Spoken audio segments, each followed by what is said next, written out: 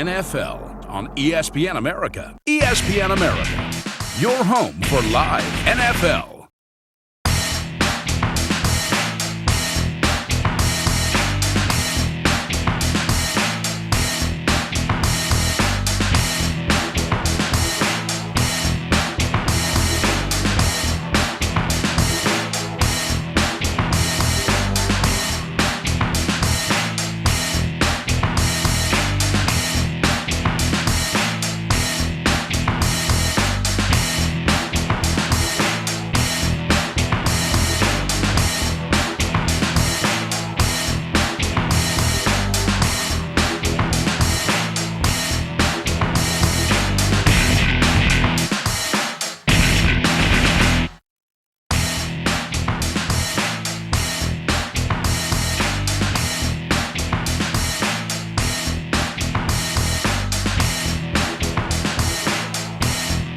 To the playoffs, that final wild card spot in the AFC, still being undecided. You got a lot of battling going on, jockeying for position as far as division winners in the NFC. And two division winners playing today, maybe a playoff preview, talking, of course, about the Bengals and the Chargers. Chad Ochocinco still mourning the loss of Chris Henry, playing with heavy hearts in this one. The Bengals, of course, wore the 15 decal on their helmets.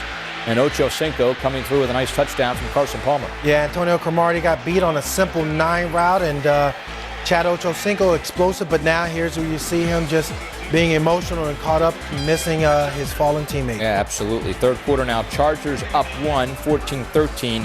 Phillip Rivers to Vincent Jackson, another receiver that is coming into his own. Oh, Vincent Jackson have an outstanding year, and Phillip Rivers trusts him so much. He will throw it up, and again, 99.9% of the time, he's coming down with it for 6. All came down to this 52 yards. It's long enough, it's high enough. It is good. Nate Kading. You can book that, and the Chargers beat the Bengals 27-24 in a very, very good football game. The Bengals, nothing to be ashamed about. Tough week for them, having to overcome and deal with all the distractions and emotion of losing Chris Henry, who of course died earlier this week. They have to go to San Diego on the road and play one of the 2 or 3, 4 best teams in the NFL, and the Bengals played very well, but the Chargers and Phillip Rivers too much in the end. Yeah, again, the San Diego Chargers is playing outstanding football late in the year. In December, they're undefeated, and that's what you need from a veteran ball club, and that's what you would expect Phillip Rivers and company to come out. You saw Vincent Jackson having a dynamic day, and again, the usual suspects for that San Diego Chargers team. But from a franchise standpoint of playing under such adverse conditions, you look at the Cincinnati Bengals, and you just got to just take your hat off to them for going out and competing. The second time this year where they've had to deal with tragedy, somehow fight through it and play competitive football. And this is the National Football League. And the train, once it leaves the station, it doesn't stop for anybody or any circumstance. I commend the Bengals as an organization for handling such a difficult situation and going out and playing as well as they did. Yeah, hats off to Marvin Lewis, who was able to galvanize his team and put on the back burner for at least 60 minutes. Yeah. And get his team to come out and play a very good game, lose on the last play of the game. And just something else to think about real quick. The two teams with home field in the AFC will be the Chargers and the Colts. So weather, not going to be a factor in the AFC this year. No, going to be out in San Diego and, of course, the Dome in Indianapolis. So something just to think about. The Steelers and taking on the Green Bay Packers. Yes. And what has turned out to be the game of the day, maybe the game of the season. Here is your final play of the game. Q, describe it. It's called making a play, and here you see where Mike Wallace just back of the, well, not necessarily back of the end zone, but being aware where his feet are in bounds. Nice job of just simply running a side route and what is better, the catch or the throw? The throw is outstanding, but the catch and knowing where you are in space. He's a young receiver needing to seize the moment and make a play for his team. I would tend to say the catch over the throw, but the throw is outstanding. I mean, put it where only your receiver can make a chance to be in position. Third down and 18, no time left on the clock, and the Steelers are able to come up with that. Roethlisberger goes over 500 yards. 500 yards and 3 touchdowns. The Steelers stay alive. Jump, and at least for another back of the Ravens, game back of the Broncos. Yeah. Maybe just kind of put the Ravens in that last spot.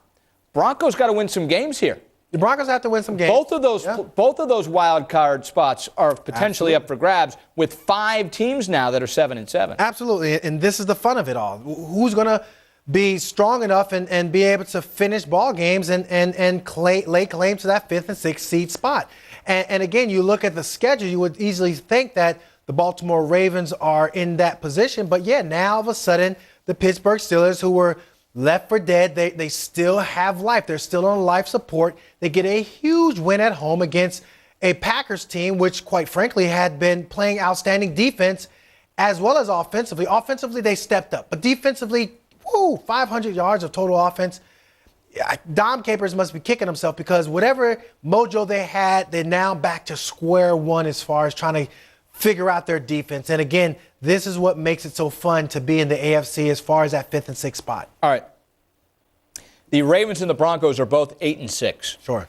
Then at 7-7, you have the Jets, Dolphins, Steelers, Titans, and Jags. 5 teams at 7-7, 1 back. Yeah. If you could take one team that's 7-7 and say they can get in the playoffs, who's the best of that 7-7 group?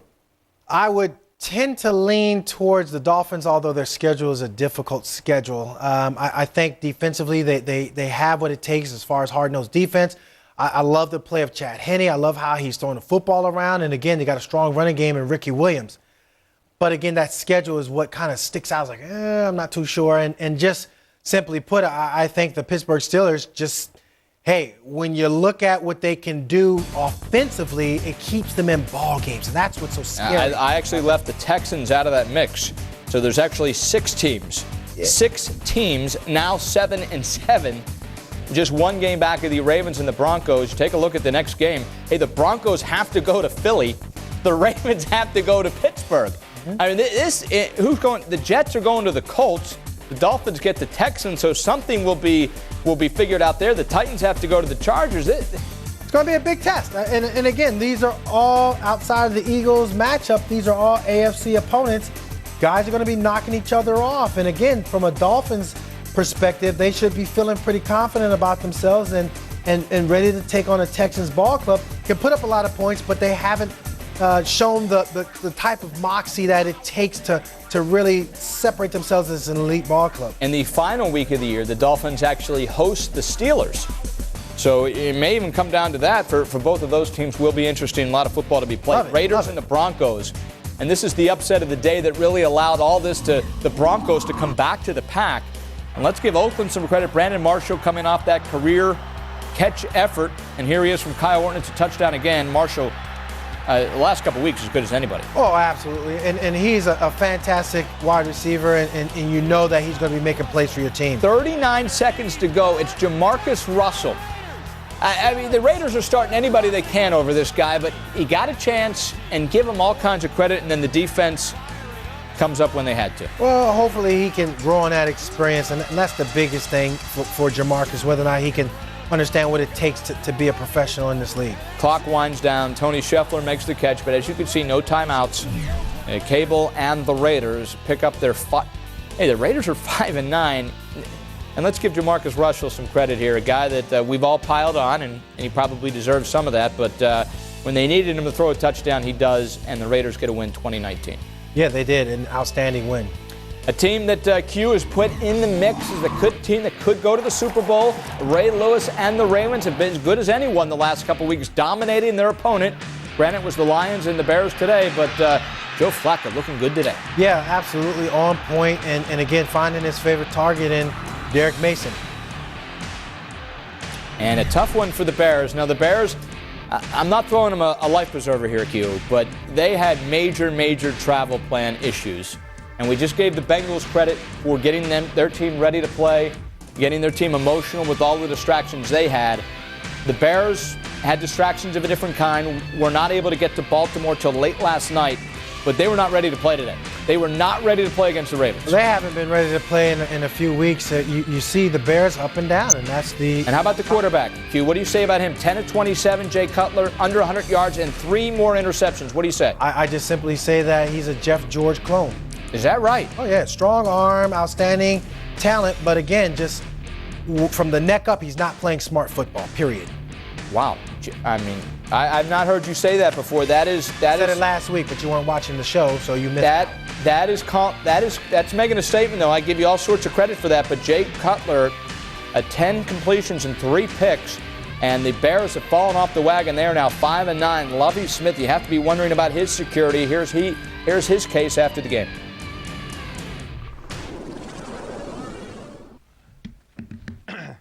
Disappointing day. Didn't start the way we wanted to, but got ourselves back in position. 14-7 right at the half. Turnovers hurt us throughout the day.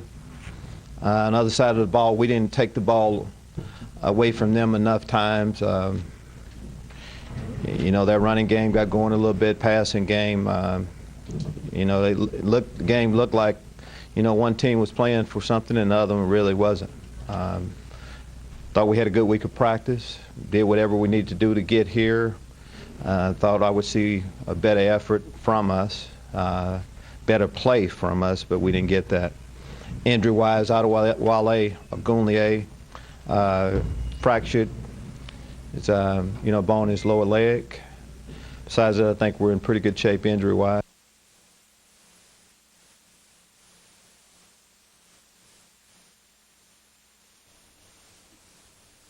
And you can see why Lovie is shaking his head. It has been a long year for the Bears, and you hate to put a coach on the proverbial hot seat, but clearly that is the direction Lovie Smith is going. They gave up a ton to get Jay Cutler. It has not worked out. 3 more picks today.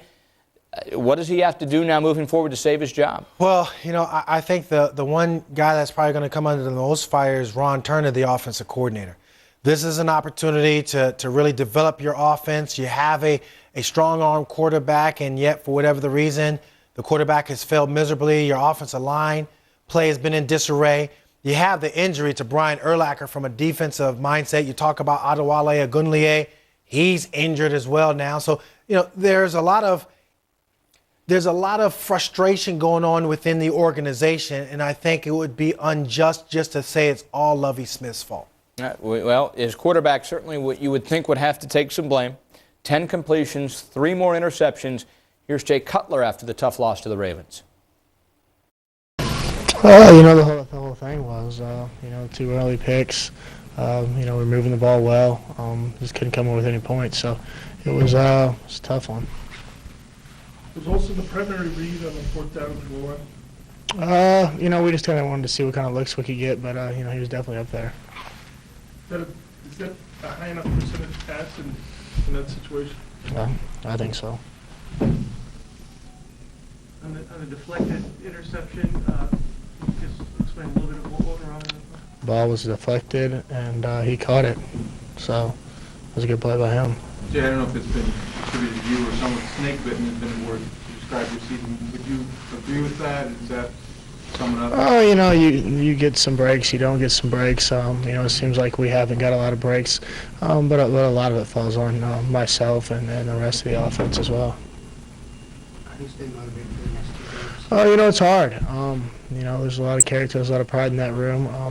Today obviously didn't reflect that, but we've got to gear it back up because we're still getting paid to do this, and the guys in there know that, and we're going to go out there and fight against Minnesota on Monday. At some point, you just want to get the next season started. hit the reset button or something. It would be nice, but we can't. We're in the position that we are, and we're responsible for that. I'm responsible for that. So, there's not much we can do. We can keep fighting for these next 2 games.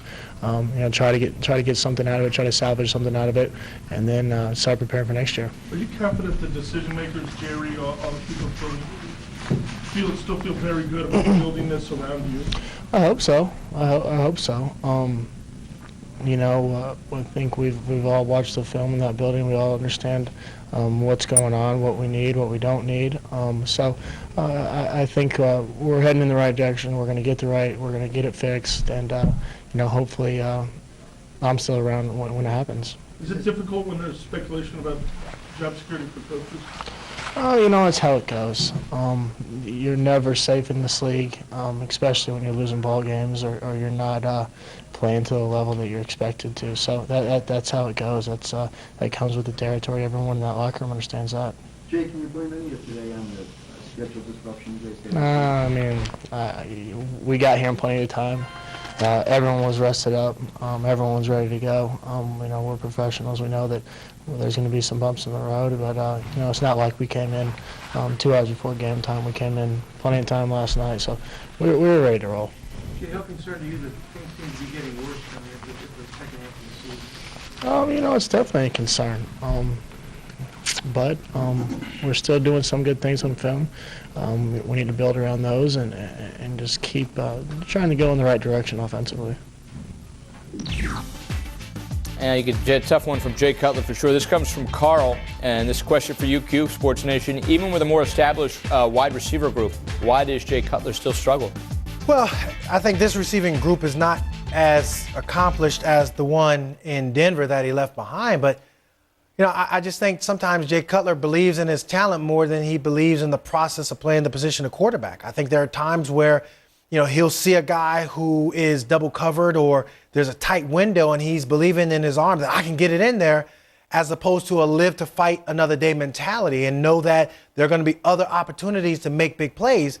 But if you just turn the football over, then you're going to put yourself in a position where you're not going to be able to make anything because the other team is going to be getting the ball back. And it happens a lot to him in the red zone especially. And that's where the good quarterbacks understand that, look, we're trying to put points on the board, and at worst, we get 3 points. You can't turn the football over. And that's the biggest glaring weakness of Jay Cutler, trusting in his arm entirely too much and not going through the process of playing the position of quarterback. All right, Q. I'll put you on the spot here, but you have Jay Cutler. You've kind of already said what you think about this guy. There's only 2 games to be left, so I'm not sure how much you can get out of this, but would you sit him down and maybe let him watch the last 2 games of the year? You've lived with him the entire year. I don't see. I mean, with Vince Young, clearly sitting down made a difference. No. You're going to ride with him all the way. Okay. That's just a Lovie Smith thing. I mean, you saw it with Rex Grossman. Rex Grossman is our quarterback. Right. Well, now Jay Cutler is your quarterback. Right. I know Lovie is. I know he's going to start. But what else are you going to go with? What would you going to go with? I would have sat him down a long time ago. Would have. Oh, I would have. He and I and Ron Turner, we would have all came to an understanding. Listen, when we're down in the red zone, we fought hard to get into that spot. That whole sit there gunslinger mentality got to go. You're just not going to play winning football, throwing the football that way and turning it over in the red zone. All right, there's 3 names. Which of the 3 are back in Chicago next year? Jay Cutler, Lovie Smith, Ron Turner. I think Jay Cutler is probably a certainty because they gave up so much, and I don't believe he's going to be a guy they would really get rid of. Ron Turner looks like the person who would be more likely to go, but it wouldn't surprise me that Lovie would be ultimately the one that has to fall on the sword. All right, it's been a tough one for the Bears. So much expectation coming in. You look at Matt Forte, another guy that's coming off a great year. He has been an absolute non-factor this year offensively for the Bears. Ravens win a big one. Dolphins, they're one of those teams that certainly thought they could move to 8-6 with a win over the Titans. Titans looking to bounce back from 0-6 and get to 7-7 as well. And Vince Young, 3 touchdowns today, Q. Yeah, and they got off to such a great start, 24-9 before the Dolphins do what the Dolphins do, and that's be resilient and fight back. And the Dolphins come back. They were down big, but it all came down to Rob Baronis, and he's been doing this a long time.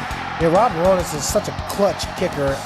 Excellent job by him with the win over the Dolphins. Yes, indeed. So the Titans get the win. They improved to 7-7. The Dolphins dropped to 7-7. They are 2 teams among 6 now, a game back in the wild card at 7-7.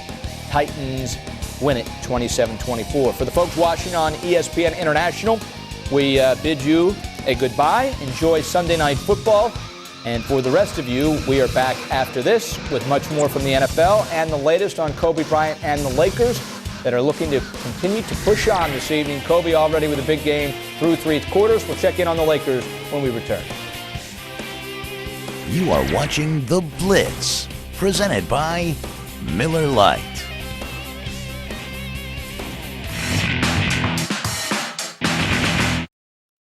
NHL fans, ESPN America needs you. You've got 2 weeks to get online and choose our live game for Christmas Eve. The Senators and Pens, the Sabres and Caps, or the Thrashers and Bruins. You decide, so get voting at espnamerica.com today.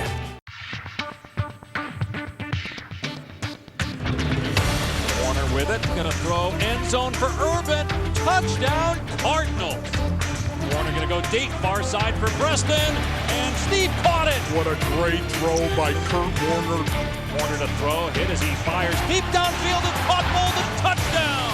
Warner to pass, win time, fires over the middle of the Fitz, caught at the 45-50, goodbye, touchdown. NFL on ESPN America. It's about tradition. It's about spirit. It's about giving it all and asking for nothing. This is American football played from the heart. Watch all the action from conferences across America and find out who has it to reach number 1.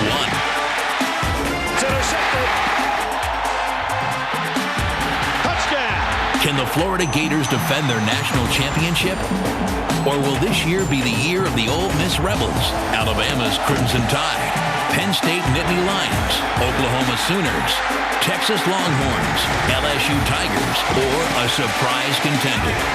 The BCS trophy is up for grabs. Who is going to take it? Watch tomorrow's legends play in games today. And in trouble, and down he goes. College football lives here on ESPN America. Friday Night Football live on ESPN America. And into the end zone. This time it is a touchdown. It's an AFC Christmas showdown. Looking the end zone, throws it over the middle. Touchdown. As the first-place San Diego Chargers roll into Nashville to face the Titans. Friday Night Football live at midnight 30 GMT on ESPN America.